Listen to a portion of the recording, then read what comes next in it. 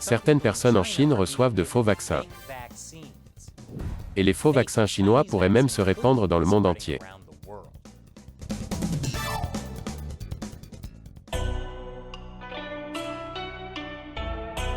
Bienvenue à Chine non censurée, je suis Chris Chappell. Depuis un an, le monde souffre du virus du PCC. Le coronavirus qui s'est propagé à cause des mensonges et des dissimulations initiales du Parti communiste chinois. Et maintenant, le PCC va sauver le monde en exportant des vaccins contre le virus qu'il a propagé. Tout comme il a sauvé le monde en gardant le coronavirus à l'intérieur de ses frontières. Ce qui était une véritable ligne de propagande que les médias d'État chinois ont utilisée en février 2020. Et lorsque cela a cessé d'être vrai, le Parti communiste chinois a sauvé le monde en exportant des masques faciaux. Bien sûr, cela s'est également retourné contre eux. Maintenant, ils sont passés à l'exportation de vaccins. Je prie simplement Mao pour que les vaccins exportés soient sûrs et efficaces. Parce qu'un nombre important de doses de vaccins administrées en Chine sont fausses. Et je ne veux pas dire faux, par une efficacité seulement la moitié du temps. Comme le vaccin chinois officiel utilisé actuellement au Brésil. Ce n'est pas un faux, c'est la norme, une qualité standard fabriquée en Chine. Non, par faux, je veux dire comme en Chine. De faux vaccins ont été fabriqués à partir de solutions salines, pour attirer les subventions du gouvernement pour les cliniques proposant des vaccinations d'urgence. Récemment, plus de 80 personnes ont été arrêtées lors d'une saisie de vaccins. Elles faisaient partie d'un gang qui a gagné 3 millions de dollars en vendant de l'eau comme vaccin contre le Covid-19. Les autorités ont déclaré que le leader et ses associés avaient vendu près de 60 000 seringues, avec de faux vaccins dans toute la Chine. Dans une affaire connexe, un autre arnaqueur a expédié 600 doses de faux vaccins à l'étranger,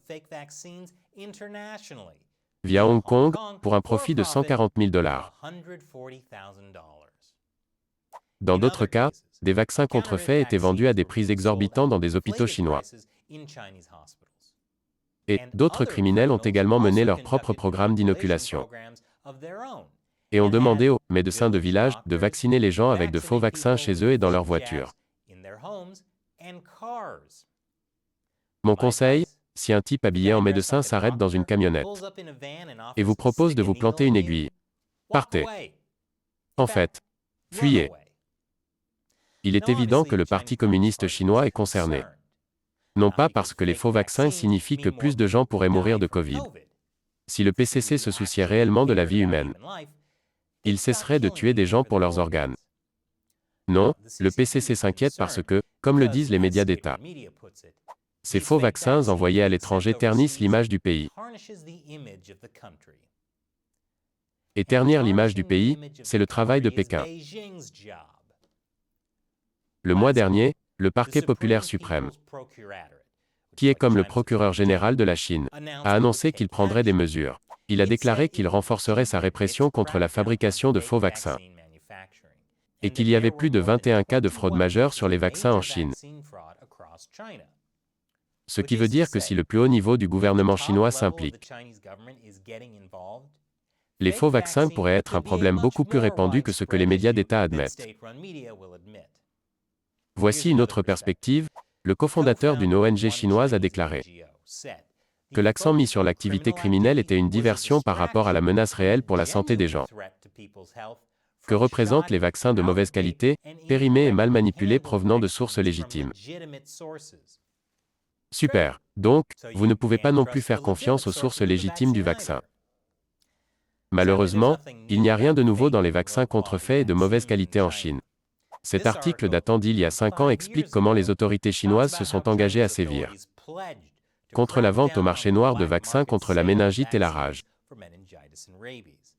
C'était après qu'une affaire a été rendue publique impliquant près de 90 millions de dollars de vaccins illégaux, soupçonnés d'avoir été vendus dans des dizaines de provinces. Cette répression a bien eu lieu et a résolu le problème des faux vaccins pour toujours. Il est évident que des produits contrefaits sont vendus en permanence en Chine. Des choses banales comme des sandales Nike contrefaites, et le KFC problématique, à des produits plus sérieux comme le faux alcool, qui peut vous tuer. et du faux lait maternisé qui peut tuer votre bébé. Les faux vaccins ne sont donc qu'un élément parmi d'autres d'une longue liste de faux produits. Pourquoi les faux produits sont-ils si courants en Chine? Eh bien, les criminels vont être des criminels. Mais il est difficile de les réprimer réellement lorsque le gouvernement est également dirigé par une bande de criminels. Parce que parfois, les criminels sont de connivence entre eux. Le gouvernement chinois pourrait adopter un tas de règlements. Mais le système est si profondément corrompu que leur application est presque impossible.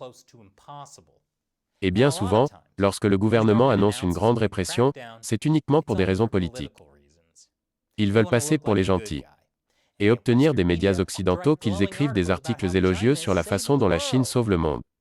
Pendant ce temps, les médias d'État chinois font tout ce qu'ils peuvent pour discréditer les vaccins Covid qui ne proviennent pas de Chine. Comme le dit le Global Times, les États-Unis peuvent soit continuer à blâmer et à calomnier la Chine, soit se joindre à elle pour aider à développer et à distribuer des vaccins vitaux dans le monde entier.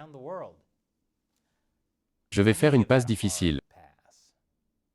Il est intéressant de noter que les médias d'État chinois ont commencé à essayer de discréditer les vaccins d'autres pays. Après la publication de cette étude qui déclare que le vaccin chinois Sinovac n'était efficace qu'à 50%. Je suis sûr que ce n'est qu'une coïncidence. Mais la propagande de la Chine en faveur des vaccins réussira-t-elle? Eh bien, un récent sondage à Taïwan a montré que seulement 1,3% de la population serait prête à recevoir un vaccin Covid chinois. Et maintenant que vous avez regardé cet épisode, vous savez pourquoi. Et maintenant il est temps pour moi de répondre à une question de vous. Un téléspectateur qui soutient Chine non censurée sur Patreon. Barton Blackorby demande. Et Chris, j'ai vu que le PCC diffuse sa propagande même à Times Square. Et voici un lien avec une photo. Dans quelle mesure ont-ils infiltré nos médias? Bonne question, Barton. La réponse est compliquée.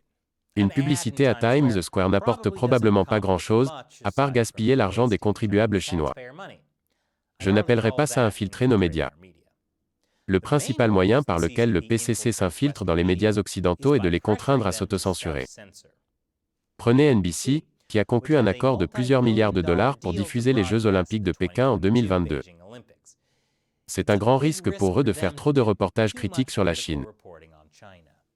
Ou encore le Washington Post et le New York Times.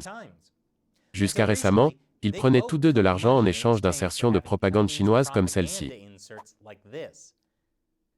Mais plus important encore, les propriétaires milliardaires de ces entreprises ont des intérêts commerciaux importants liés à la Chine. Plus facile de s'autocensurer que de mettre en colère le PCC.